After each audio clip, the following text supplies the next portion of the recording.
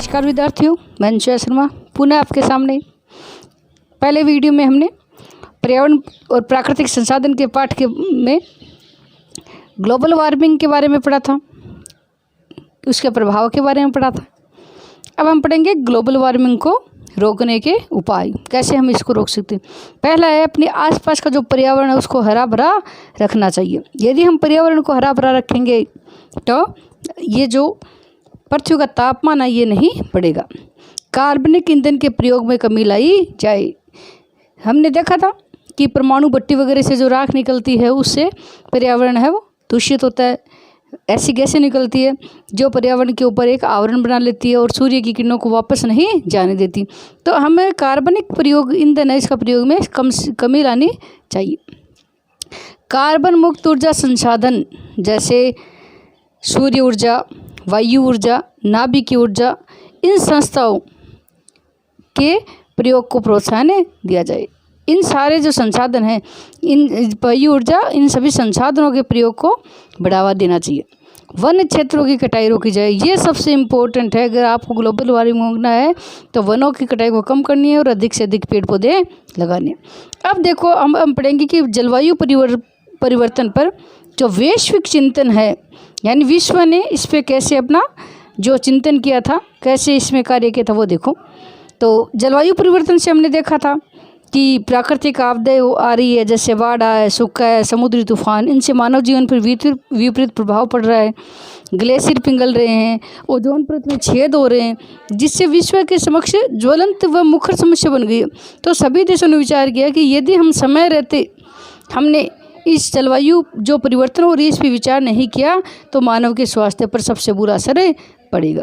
इसलिए सबसे पहले जो स्टॉकहोम है, स्टॉकहोम में पहली बार 5 से 16 जून 1972 के मध्य, ये जो स्वीडन की राजधानी स्टॉकहोम, इसमें जलवायु पर संयुक्त राष्ट्र का पहला सम्मेलन हुआ, जिसमें जलवायु परिवर्तन के जो प्रभाव पड़ रहे विश्व में उस पर विस्तृत विचार विमर्श हुआ।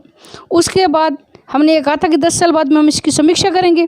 तो 10 साल बाद में समीक्षा के लिए स्टॉकहोम के 10 वर्ष हो गए, तो इसकी समीक्षा के लिए केन्या की राजधानी नैरोबी में एक सम्मेलन हुआ, जिसमें पर्यावरण से जुड़ी समस्याओं के संबंध में कार्य योजना, जो हमने कार्य योजना है उसके संबंध में घोषणा पत्र को स्वीकृत किया कि हमें क्या क्या कार्य करना है इस पर्यावरण के संरक्षण के लिए। तो ये घोषणा पत्र हमने उसमें स्वीकृत किया था।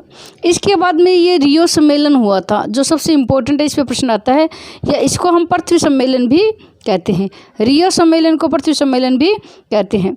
प्रथम पृथ्वी शिखर सम्मेलन 1992 में ब्राज़ील की राजधानी रियो डी जेनेरो में हुआ, जिसमें पर्यावरण सुरक्षा हेतु सामान्य अधिकारों व कर्तव्य को परिभाषित किया गया कि पर्यावरण की सुरक्षा के लिए सभी देशों के नागरिकों के क्या क्या कर्तव्य और क्या क्या अधिकार उनको परिभाषित किया गया। प्रथम कोप सम्मेलन, जलवायु परिवर्तन पर प्रथम कोप सम्मेलन UNFCCC संधि के तहत बर्लिन में 1995 में हुआ। ये संयुक्त राष्ट्र जलवायु क्लाइमेट चेंज है, जो क्या करता है कि जलवायु को जो परिवर्तन हो रहा है उसमें ये एक संधि की गई, जिसके तहत ही, इस संधि के तहत ही ये प्रथम पृथ्वी कोप सम्मेलन हुआ था। इसके बाद COP 20, ये भी इम्पोर्टेंट है। COP 20 है जो पहला ये सम्मेलन है, सॉरी ये पहला नहीं, ये दूसरा है, जो 2014 में पेरू की राजधानी लीमा में 1 से 14 दिसंबर 2014 में हुआ। 1 से 14 दिसंबर 2014 में हुआ, जिसमें 195 देशों के प्रतिनिधियों ने भाग लिया तथा वैश्विक कार्बन उत्सर्जन में कटौती के संकल्प पर राष्ट्रों में आम सहमति बनी कि ये विश्व में जो कार्बन उत्सर्जन हो रहा है, इस उत्सर्जन में हम कितनी कटौती करेंगे, इस संकल्प पर सभी देशों में सहमति बनी तथा कार्बन उत्सर्जन पर विकासशील देशों की चिंताओं का समाधान किया गया। अब देखो, विकसित देशों ने तो अपना विकास कर लिया, तो वो तो कार्बन उत्सर्जन कम करने की कोशिश करेंगे, लेकिन विकासशील देश फिलहाल इन्होंने अपना विकास किया नहीं है, तो ये तो निश्चित है कि कार्बन उत्सर्जन करेंगे। तो ये कह रहे कहीं आप हमारे विकास पे रोक ना लगा दो, तो उनकी चिंताओं का भी समाधान किया गया। अगला पॉइंट इसमें क्या कहा गया कि 2020 तक हरित जलवायु कोष को ये डॉलर का निशान है। 100 अरब डॉलर प्रतिवर्ष करने का अधिकार दिया गया। इसको हम बढ़ा देंगे कि 100 अरब डॉलर कर देंगे। अमीर व विकसित देश अपने कार्बन उत्सर्जन में कटौती के लक्ष्य को पेरिस सम्मेलन 2015 में प्रस्तुत करेंगे। कि हम देखेंगे कि उन्होंने अपने कार्बन उत्सर्जन में कितनी कटौती की है, क्या लक्ष्य रखा है, तो अगला जो सम्मेलन होगा उसमें ये इसको पेश करेंगे। उसके बाद होता है COP21। यह सम्मेलन हुआ था 2015 में और ये फ्रांस की राजधानी पेरिस में हुआ था। कब हुआ था? 30 नवंबर से 12 दिसंबर 2015 में आयोजित किया गया। 30 नवंबर से 12 दिसंबर 2015 में आयोजित किया गया। 22 अप्रैल को पृथ्वी दिवस पर, 22 अप्रैल को हम पृथ्वी दिवस मनाते हैं, तो 22 अप्रैल को पृथ्वी दिवस पर 175 देशों ने हस्ताक्षर किए थे। 175 देशों ने हस्ताक्षर किए। इस समझौते को सभी सदस्य देश अपनी संसद में अनुमोदन करवाएंगे। दूसरा पॉइंट ये था कि ये समझौता हो गया तो अब संसद में अनुमोदन कराएंगे। इसके बाद तीसरा पॉइंट था कि यह समझौता विश्व में कम से कम 55% कार्बन उत्सर्जित के लिए जिम्मेदार 55 देशों के अनुमोदन के 30 दिनों के भीतर अस्तित्व में आएगा। विश्व में सबसे ज़्यादा जो कार्बन उत्सर्जन करने वाले 55 देश है वो क्या करेंगे? ये 55 देश है, 55% कार्बन उत्सर्जन करते हैं। ये क्या करेंगे? अपने संसद में इसका अनुमोदन करवाएंगे, उसके बाद ये अस्तित्व में आ जाएगा। अगला इसमें पॉइंट था चौथा कि तापमान को 2 डिग्री सेल्सियस तक सीमित करने का लक्ष्य रखा गया। कि हम तापमान को कितना डिग्री सेल्सियस कम कर देंगे? 2 डिग्री। फिर ये कहा कि जो पर्यावरण प्रदूषण हो रहा है तो हम क्या करेंगे? 2022 तक 175 गीगावाट अक्षय ऊर्जा उत्पादन का लक्ष्य रखा गया।